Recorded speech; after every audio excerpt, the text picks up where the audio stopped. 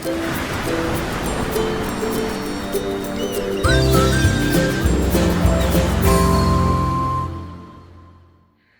there, this is Allison with Let's Go Travel Tips.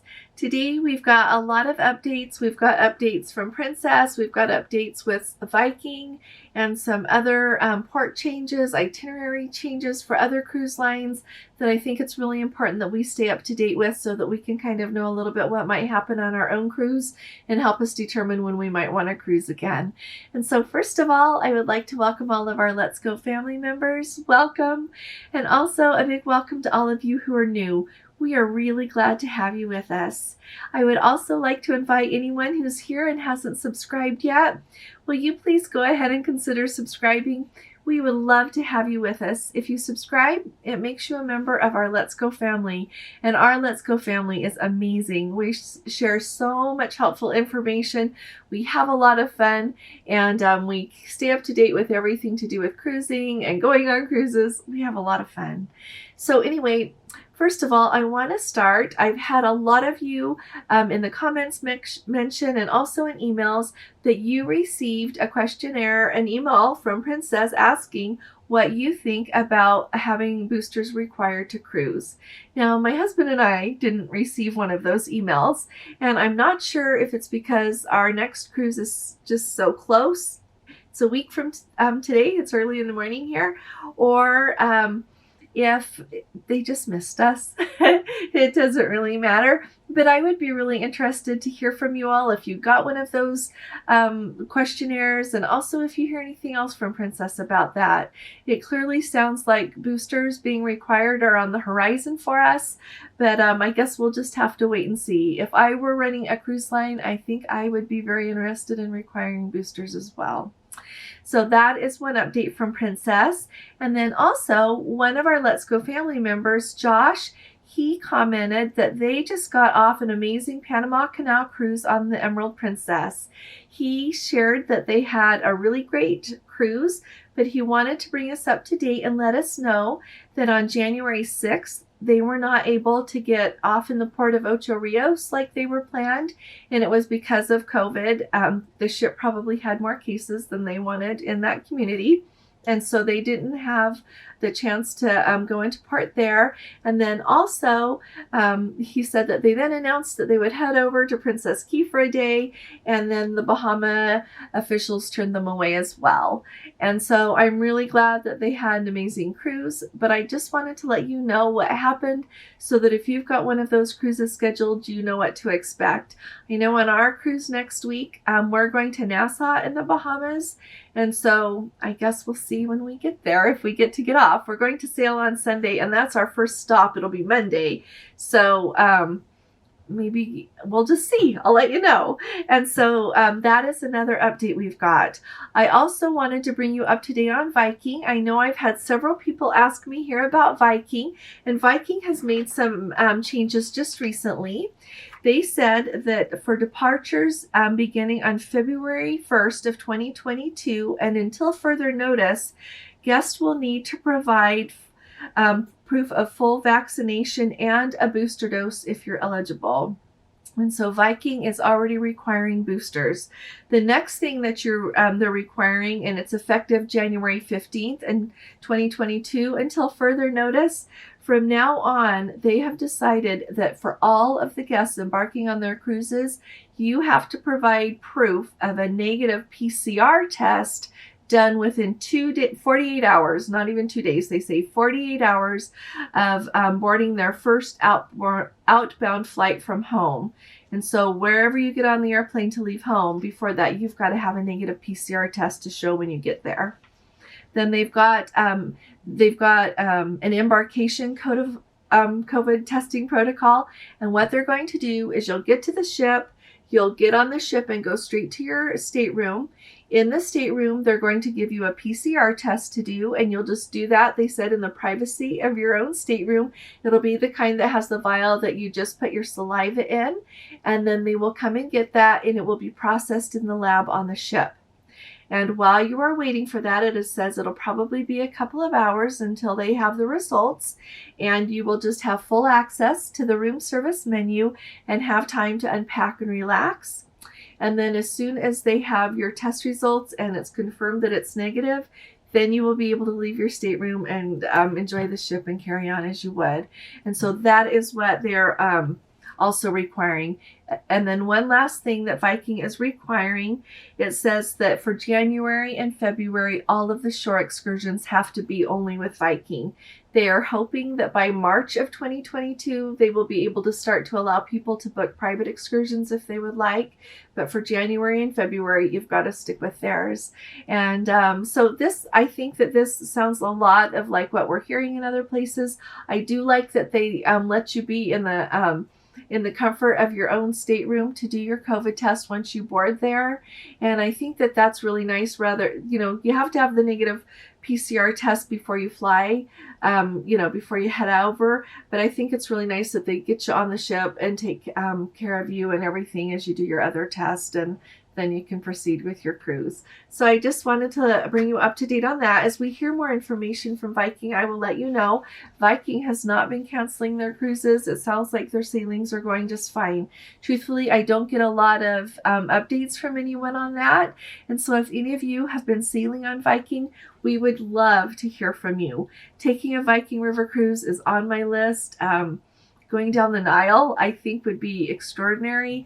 That is definitely on my bucket list. And so any of you that can share anything about that, or even if you've just been on a Viking cruise and want to share that experience with us, we would all love to hear. So thank you. Now, the next few updates that I've got are just to make you aware of kind of what's going on right now with sailing during COVID times, and particularly during Omicron. And so let me just bring you up to date on these things. And I'm sorry to bring the ones, I don't mean to only bring you bad news. And it's not all bad news. Well, it's not bad news in relation to really life problems. This isn't bad news. But I just want to bring you up to date so that you can maybe know what to expect. So first of all, the thing I wanted to let you know is the Carnival Legend is due to sail today from Baltimore, and it's supposed to be a 14-day Panama Canal cruise. And just last night, I saw the announcement that they are going to have to change it from a 14-day cruise to a 10-day cruise, and they are no longer going to be able to go to the Panama Canal. And in the stories that I read about it said that they cited COVID and the Omicron variant is the reason that they're having to make these changes. And so instead of going to all of the ports that they were going to call at, and like I said, go to the Panama Canal, now on this 10-day cruise, they are just going to call it Half Moon Cay, St. Martin, and Antigua, and the rest will be sea days.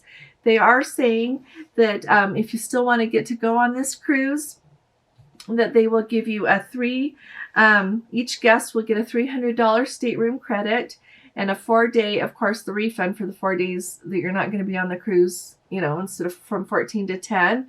And then also an onboard credit of $245.80 each. Of course, I think it goes without saying to say that excursion fees will be refunded. If you paid for the drink package for 14 days, they'll give you back 4 days worth and all of the other things you pay for on a daily basis like that. And then I thought that it was awesome that in addition to all that, the people will also get a 25% cruise credit. And then finally, if you hear of this change and you don't want to go on that cruise, which I understand completely, you thought you were going to the Panama Canal, you can go ahead and cancel that cruise and get a full refund, and they will still give you the extra 25% future cruise credit that you can use on another cruise. And so for any of you out there that were sailing on the Carnival Legend, I am really sorry to hear that your cruise has been changed and that you might maybe make the choice not to go. And I also feel sorry for Carnival. It's got to be so hard to run a cruise line right now and make these tough decisions and try to navigate the best way to keep sailing and keep everyone safe. That's got to be just really, really hard. The next thing that I wanted to let you know, maybe you saw the news story. It was in 2020 or 2021. Those years mushed together a little bit for me on some things. But remember when the Key West residents had that referendum and they voted that they didn't want large cruise ships to come into Key West anymore, but then the state of Florida said, no, you can't decide that on your own, to the gist of that. And so some cruise ships have called there since the restart, and the Carnival let's see, the Carnival Conquest and the Carnival Sunrise were due to sail to her, but Christine Duffy, who is the president of Carnival Cruise Lines, issued a statement and said, we are still in negotiations with the people in Key West there, and so we're not going to send cruise ships there until we have it all ironed out. And so instead of sending those two, the Carnival Sunrise and the Carnival Conquest, down to Key West, they are just going to have longer stays in Cozumel. And so I think that's great that they're doing a workaround, and I think it's really respectful that she is visiting with them and trying to figure out the best way forward on that. So I wanted to let you know that in case you've got Key West on one of your itineraries, because it sounds like sometimes maybe it won't happen. And then the last thing that I wanted to tell you, that I kind of saved it for last because it is so it just makes me sad. There's so Regent Seven Seas, they have their Mariner ship, and they had a 130-day world cruise planned. And that ship, the Mariner, is a smaller one. There's only like 700 passengers, and I think it's 445 crew members. And like I said, they were supposed to go all over the world to all of these fancy, really exotic ports and see everything.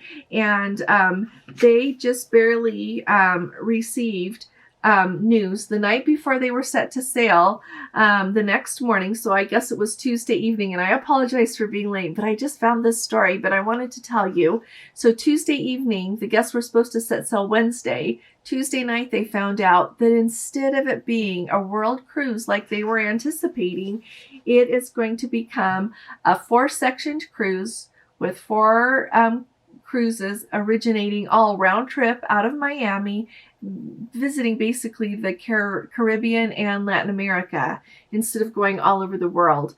And so they've got 2 Grand Caribbean voyages, 1 Amazon cruise, and 1 Panama Canal journey, and that's for the whole 130 days. And so I feel really bad for people that thought they were going to go see the world, but they are letting people that don't want to do that have their money back and just not go. And if people still want to go on that cruise, they'll give them a 30% discount. But I thought that, to me, that is really telling of just where we are with Omicron right now. And I think the first window that maybe not the first window, but I thought a lot about how it's going to affect ports around the world. When this last week we had the story of the Spectrum of the Seas in Hong Kong, and how the passengers there had to wait on board, and that's just the way Hong Kong does it, until they were cleared with their negative test, and then they all did get off the ship. It was okay. And incidentally, they were all negative. They were all negative. They called the ship back in case there was a case, and there was no case. But anyway, there are no cruises in Hong Kong now for 2 weeks. And so I wonder, if maybe this world cruise was just bumping into a lot more trouble like that, and they didn't want to get themselves somewhere and not be able to get into port and get fuel and do everything that they needed to do, as well as let people visit the places they wanted to go. And so I just thought I would bring you up to date with all of this. And I think it's just a great reminder. It surely reminds me to be flexible. And like I said, we are thinking this next week when we get to go on our cruise, if we end up being on a ship for 7 days because none of the ports would let us in, that's just the way it's going to have to be. I'm really hopeful that it's not, though, because with going to the Western Caribbean, that is Mexico, like Costa Maya and Cozumel. And so those ports, Mexico has committed to keeping open. If the ships have COVID on them, it's okay as long as they're following the World Health Organization protocols. And so we have hope that we'll be able to get off the ship there without any problem. But flexibility is certainly the word of living right now. So I really appreciate you all sticking with me through this report. I hope that you appreciate hearing about this. If you do, will you please give it a thumbs up, this video? I would really appreciate your support. And if you have any questions, put them in the comments below, and I'll get back to you as quick as I can. And if you have a question that is urgent, surely email us, because I'm falling just a little bit behind in the comments. I'm going out to get all the way caught up, but we're just letsgotraveltips@gmail.com. And so I just wanted to let you know that. And I will be talking to you all again soon. You all take really good care. God bless you. Love you. Bye-bye.